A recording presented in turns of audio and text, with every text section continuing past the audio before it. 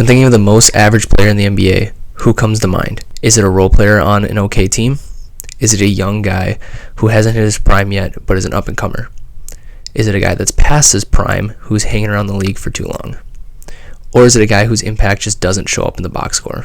There are many players that fit all of these definitions, but I set out to find out who mathematically is the most average player in the NBA going into the 2024-25 season.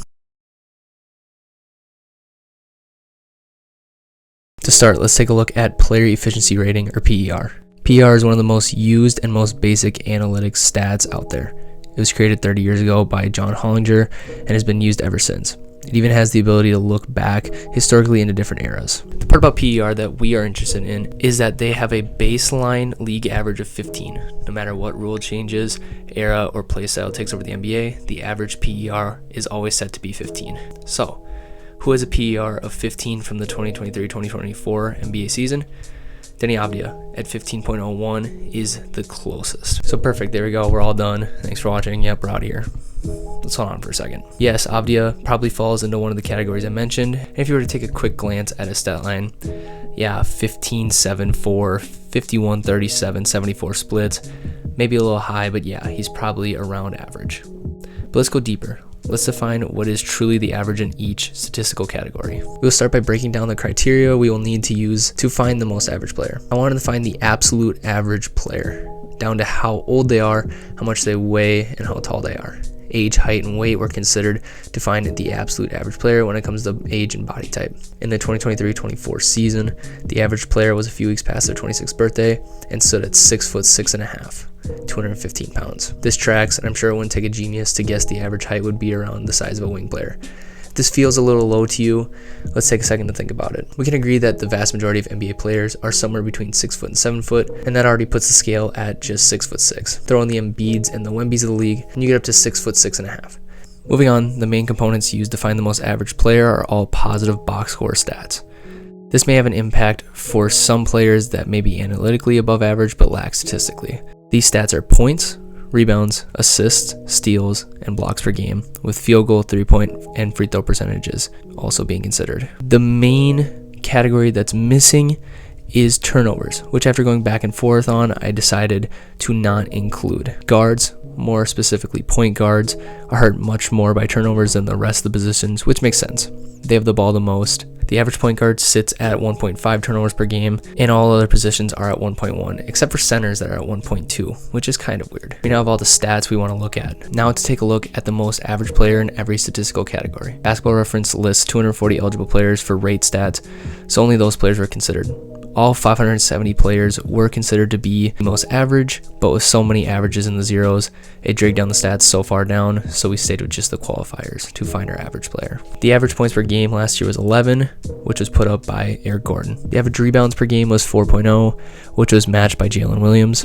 The average assists per game was 2.3 last year, making Santi Aldama the most average passer. The average steals per game last year was 0.7, meaning Emmanuel Quickley was the most average there. The most average blocks per game last year was a little lower at 0.5, put up by Obi Toppin. The most average field goal percentage last year was 47.4, which Harrison Barnes shot exactly. The average 3-point percentage last year was 36.6%, matched by Jordan Hawkins. And finally, the average free throw percentage last year was 78.4, which meant Jonas Valanciunas was the most average. However, he was 0.1% higher. Cool, now we have 7 guys that are the most average at each individual stat, plus our most average from the PR stat. So who's the most average out of these 8?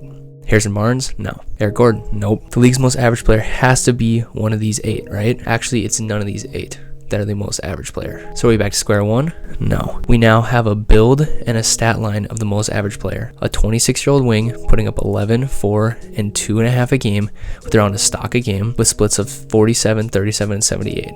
So what now? Enter in the STAPS score, or the similarity to average player stats score. What is a STAPS score? Well, it's a formula taking into account a given NBA player's differences between their stats, including age, height, and weight, and the build and the stat line that we just got. There are 2 STAPS scores, one including build and one including not. The perfect score for both is 100, which is what would be the exact stat line from our average player. With this STAPS score, we can now see who is the most average and who is the most unaverage. For example, Joel Embiid, a 7'2", 288-pound scoring machine that put up 35 and 11 a game, had a STAPS score of just 9.95. Now, ignoring his build, his non-build STAPS score is 46.7, which is still ridiculously low. Obviously, we weren't expecting Embiid to be anywhere near the most average player, so his extremely low scores means that the STAPS score is working correctly. The reason for the different STAPS scores is because both have their benefits and downfalls. A player with a massive age, height, or weight difference can destroy the score. Embiid, being 6 inches taller and 65 pounds heavier than average,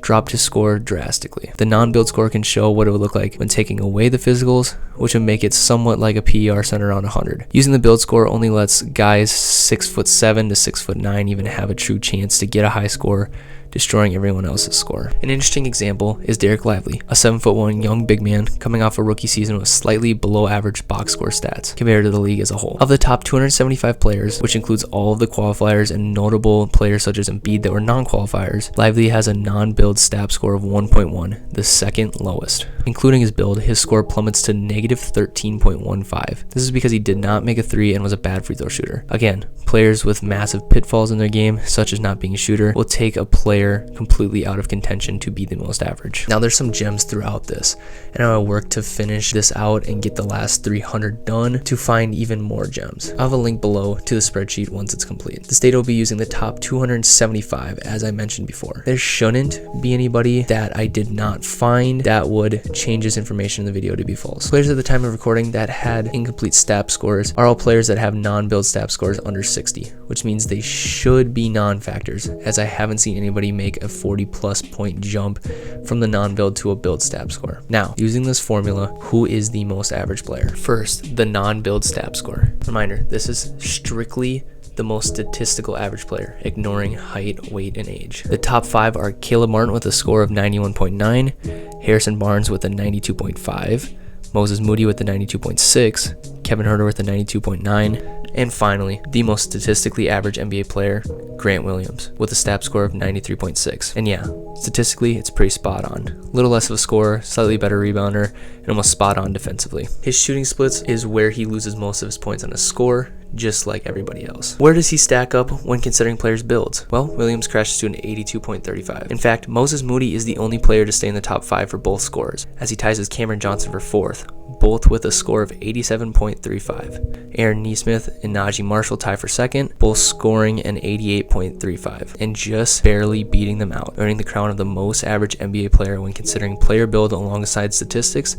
is Patrick Williams with a score of 88.55. This is somewhat shocking considering the 4-year difference between Williams and average. However, with the exact same weight and just a half-inch difference in height, that means that while many had their scores fall from the non-STAPS build score, Williams was almost unharmed with a non-build STAPS score of 90.8.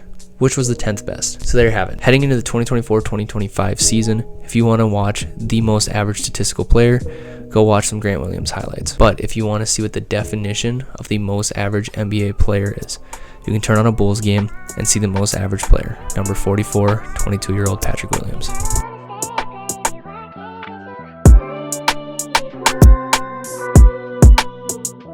So like I said, I still have a lot of work to do on this before I'm going to completely upload it because I still have over half the league to complete. It is mostly role players, so the top 275 and almost every single team's full rotation is done. But once I finish it, I'll have the link below. And yeah, I might have just opened up a rabbit hole for me to do this for all kinds of other seasons. So yeah, other than that, let me know down below if your predictions for who you thought would be the most average player came to be true. And other than that, I'm out.